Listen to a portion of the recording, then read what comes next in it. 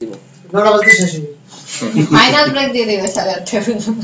আচ্ছা, আমরা লিনাক্সে যদি আমাদের এই ভিএম মেশিন ইনস্টল করতে চাই, প্রথম থেকে আমরা আসি। প্রথম আমরা ভিএম ক্রিয়েট করে নিব। সাপোজ রাইডার 7 এটা ভাষা আমার 64 বিট থাকতে হবে। ফাইন, এগুলো একদম সিম্পল সিলি কিছু কাজ। আপনি র‍্যামটা আপনার মতো দিয়ে নেন, এটা হার্ড ডিস্ক তৈরি করে নেন, ভিডিআই নেক্সট ডাইনামিক, আমি দেখি না তারাগুলো হবে না। তারপরে যাবেন হলো ডি ড্রাইভে। এখানে আমি একটা ভিডিআই নামে একটা ফোল্ডার বানিয়ে রাখছি, ওখানে আমি একটা সাপোজ রাইডার 7 ব্যাচ 2 আমি নাম দিলাম একটা। আমার হার্ড ডিস্কটা সাইজ কত হবে? সাপোজ আমি 120 গিগা দিলাম, বেশি না দিলেও হবে। সিম্পল কাজ স্যার, এটা দেখেন কিছু নাই। দেন সেটিংসে চলে যাবেন। সেটিংসে গিয়ে আপনারা স্টোরেজে গিয়ে এই আইডি কন্ট্রোলার সিডিডিবিডি তে গিয়ে জাস্ট আপনার আইএসওটা দেখাই দিবেন। আমার এখানে 7.2 চাইলে সবাই লেটেস্টটা নিয়ে যেতে পারেন। মেবি লাস্ট ক্লাস আপনাদেরকে 7.0 টা দেওয়া হয়েছিল।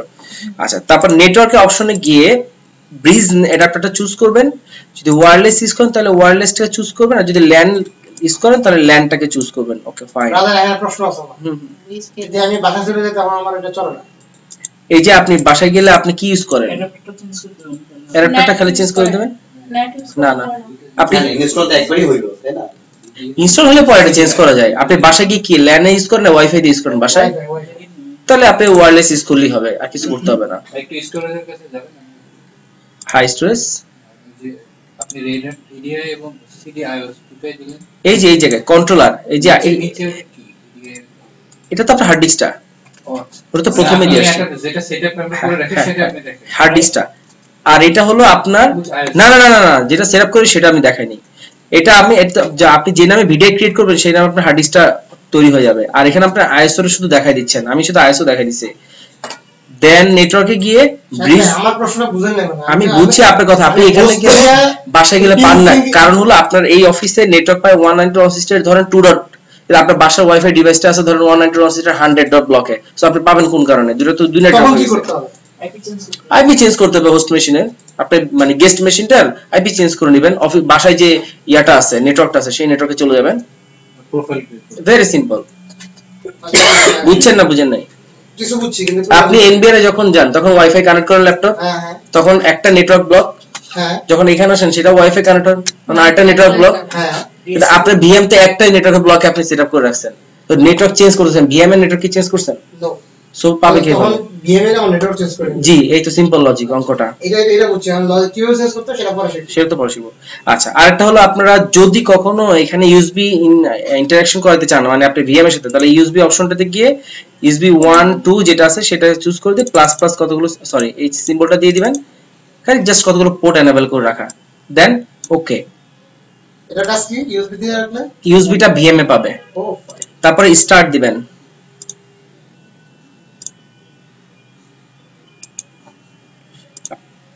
ওরে আরে তো স্যার না, ওই আমার ওই নামে একটা করা ছিল। ইউএসবি নিকার যদি এটা বুঝানো আল্লাহ আপনার দুইবার করে দিয়েছে। এটাই আল্লাহ দিয়েছে। এটা কি বলো ভাইয়া? ইউএসবি টা ভিএম এ পাবে বলতে একটু বুঝান তো। আরে পেন ড্রাইভ ভিএম এর অ্যাক্সেস দিলে আপনি তখন ভিএম থেকেও নিতে পারবেন যে কোনো জিনিস। লাস্ট ক্লাস আপনারা যেটা নিয়ে কোশ্চেন করছিলেন মনে আছে? আরিফ ভাই যে কোশ্চেন করলো না? হ্যাঁ।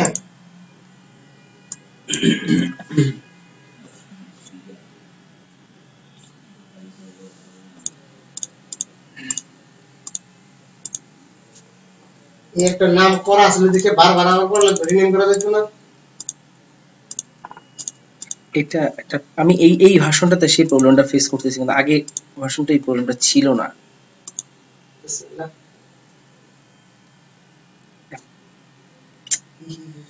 fail to session। আচ্ছা, এটা স্টার্ট দিলে হয়ে যাবে এই তো? হ্যাঁ, আগে এটা ফেলাই দেন।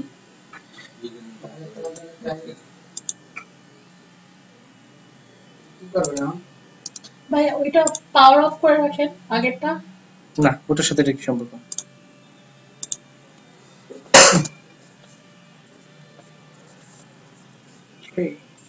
চলে না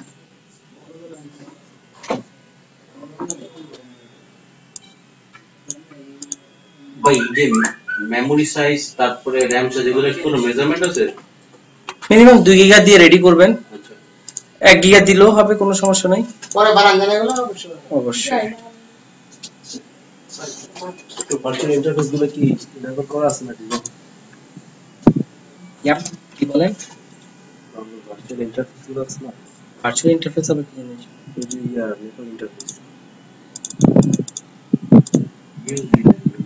আরটা হতে পারে যে আমার এই আইএসওটাতে কোনো প্রবলেম আছে কিনা সেটা একটু খেয়াল করে দেখি। হ্যাঁ, নেটওয়ার্কটা কাইন্ডলি ঠিক বলেছেন।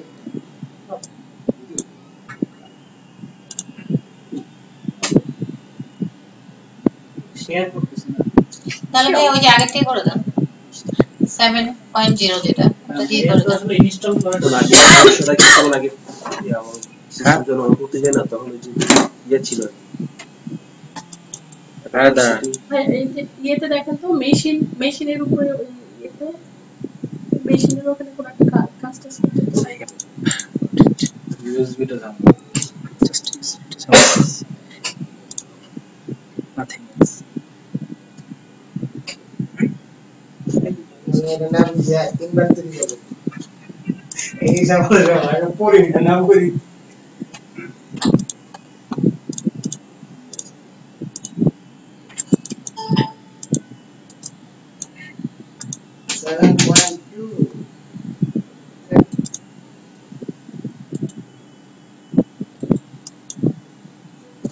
ওকে, তারপরে এই পেজটা আসলো আর এন্টার দিবেন, ইনস্টল হবে। এখানে দুটো অপশন ছিল, একটা হলো ডিভিডি দিয়ে ইনস্টল করার সময় আপনার ডিভিডি তে সমস্ত রিসোর্স আছে কিনা ইনস্টল হওয়ার জন্য পুরো ওএস ওটা চেক করার জন্য, ওটা না করলেও হয়। আর বাই ডিফল্ট ধরে নিই আমাদের আইএসও বা ডিভিডি ঠিকই আছে।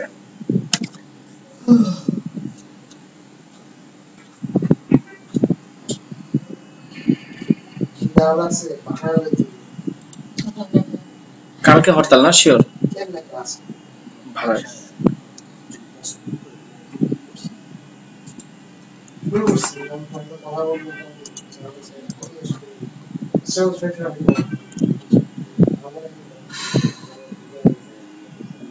স্যার জানে না যে আমি যে আসি, স্যার ভাবছে যে আমি নোটিশ দেখছি দিকে আমি চলে গেছি। পরে বুঝছি কথা বলা পরে চলে গেছে।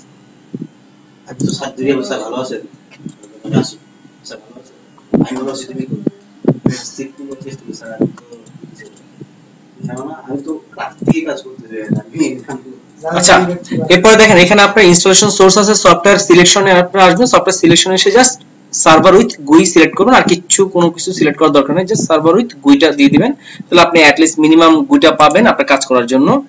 দেন ইনস্টলেশন ডেস্টিনেশন, ইনস্টলেশন ডেস্টিনেশনে যখন আপনি আসবেন আপনি আপনার হার্ড ডিস্কটা দেখতে পাবেন 120 giga hard disk. Then I will configure partitioning, এখানে অটোমেটিক্যালি আছে, সে অটোমেটিক্যালি স্ল্যাশ বুট সোয়াপ করে নেবে, আর এটা হলো আপনি নিজে ম্যানুয়ালি করে নেবেন, নিজে ম্যানুয়ালি। সো আমি নিজে করব তাই এটা আমি সিলেক্ট করলাম এন্ড ডান।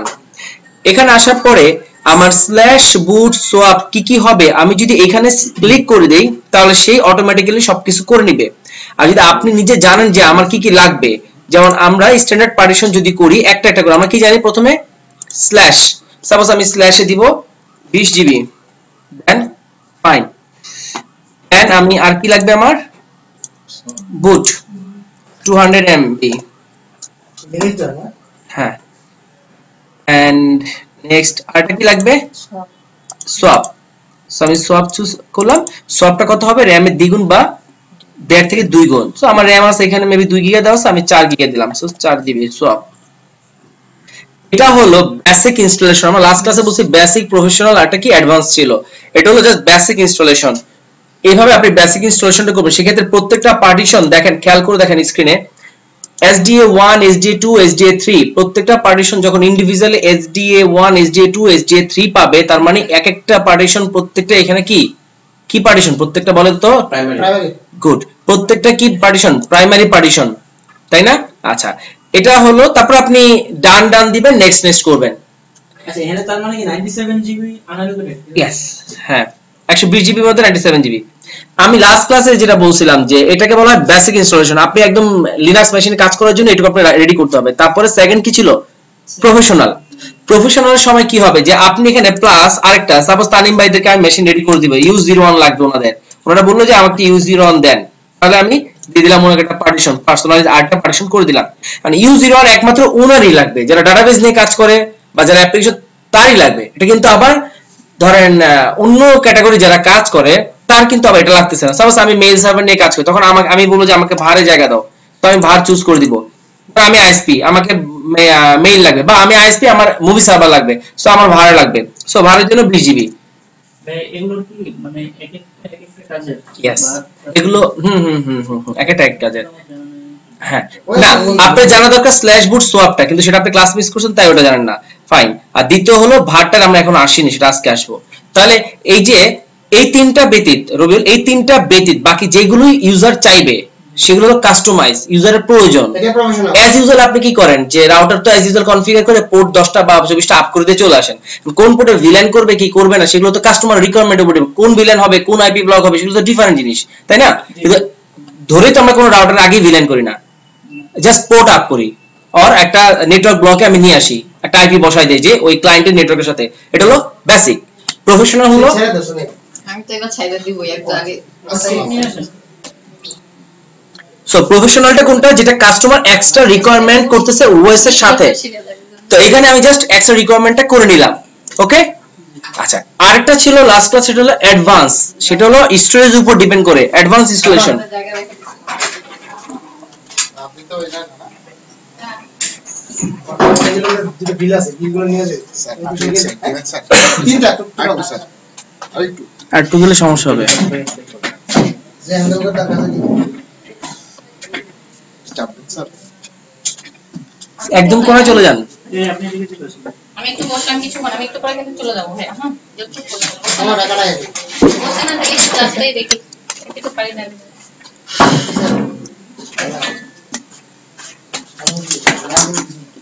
যে এখন ল্যাপটপ বিশাল বড়, এর মধ্যে টেবিল বানানো যাবে।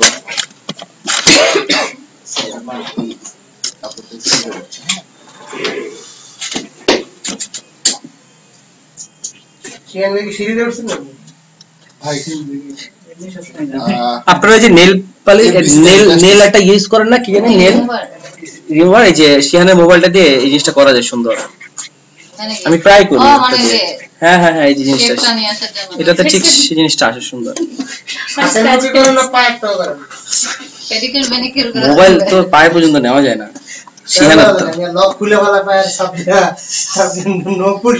স্যার আপনার উপরে যে কি রহমত বর্ষিত হোক, দোয়া দিলাম। হ্যাঁ ঠিক আছে। আচ্ছা হ্যাঁ নেক্সট একটু এসিটা ছাড়েন না, বেশি গরম হয়ে গেছে। অনেক কিছু আছে।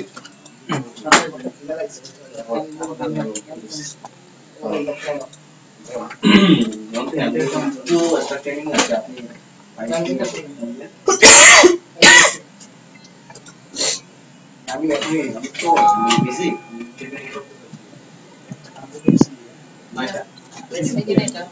হ্যাঁ না না ওই যে আপনি তাহলে মিটিং এ তো বাইরে কবে বাজে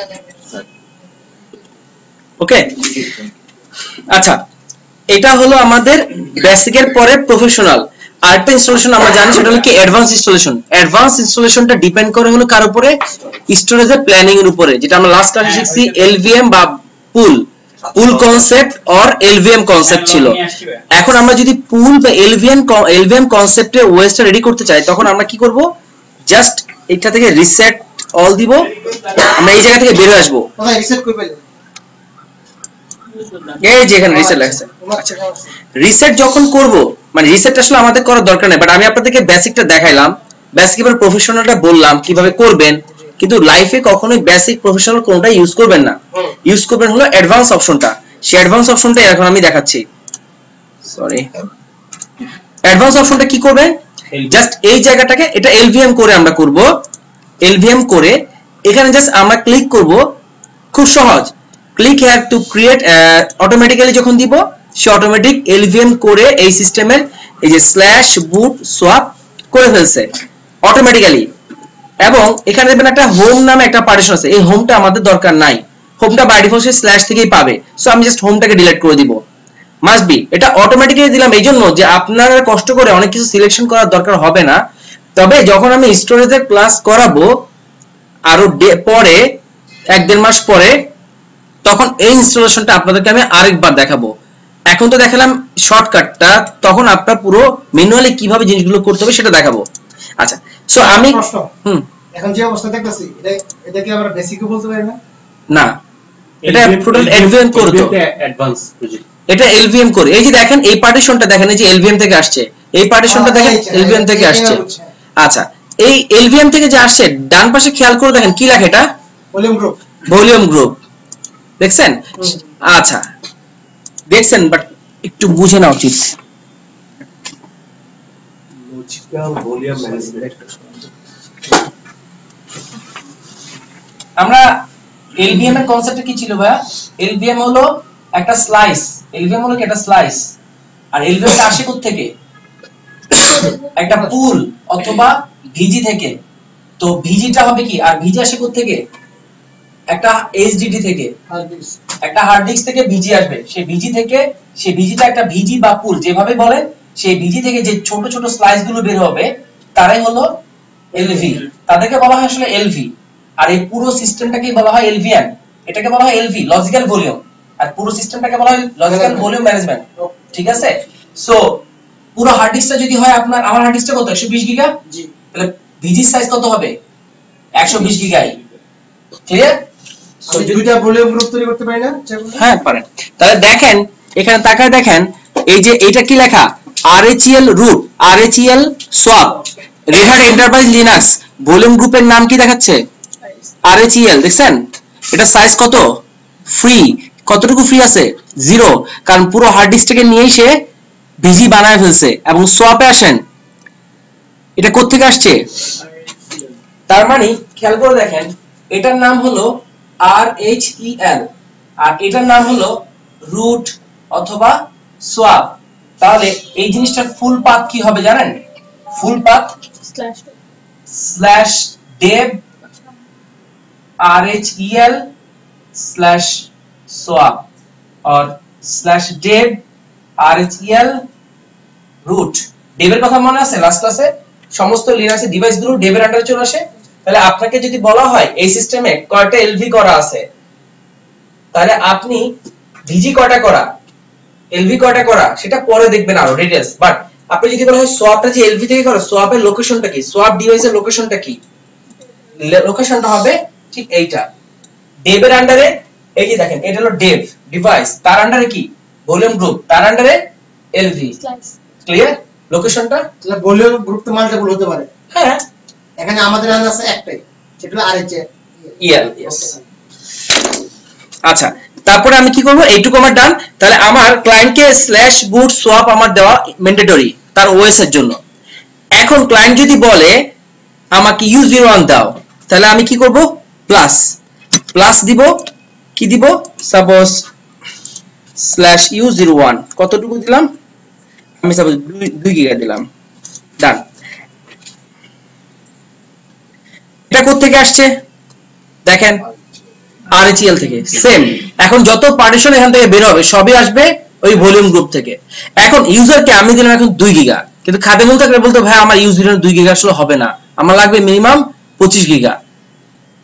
কিন্তু সমস্যা নাই, প্রোডাকশনে যখন আমি সার্ভারগুলো পাঠিয়ে দিব তখন আমি 2 গিগা করে রেডি করে দিলাম, কোনো সমস্যা নাই। ক্লায়েন্টের যদি প্রয়োজন হয় সেটাকে আবার বাড়ায় নিতে পারবে। আর এই ফ্যাসিলিটিটার কারণেই আমরা ভলিউম গ্রুপ বা পুল কনসেপ্টটা করছি। বুঝতে পারছি? জি। কি বুঝছেন বলেন? তাহলে আমার চাওয়ার মাফিক এখন ইউজার বলে আরো 2 জিবি /3 জিবি ইচ্ছা করলে দিতে পারবো।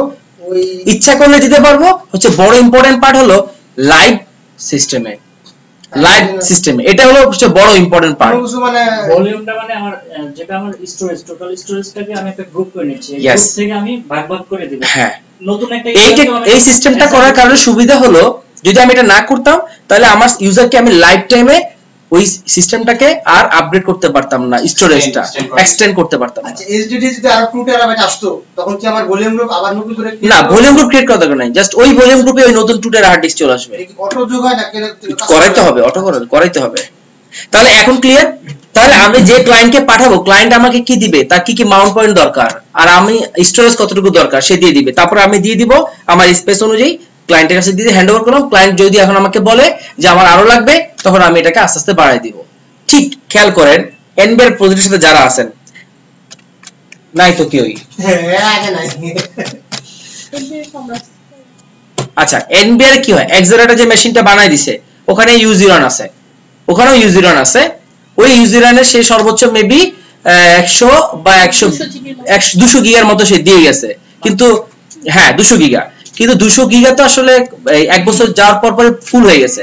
তখন ক্লায়েন্ট আমাদেরকে রিকমেন্ড দিছে যেখানে আরো অ্যাড করে দাও, তাই আমি ওর ভিজি থেকে আবার এটাকে অ্যাড করে দিছি। যদি ওরাকল ওই ভিজিটা ক্রিয়েট না করতো তাহলে আমাকে সরি বলা ছাড়া কোনো উপায় ছিল না, বুঝতে পারছি? তখন কিভাবে সিস্টেম চলতো? ধরেন এরকম কিছু করে নাই, রিইনস্টল অর চেঞ্জ বুটের ডিলিট করে দিই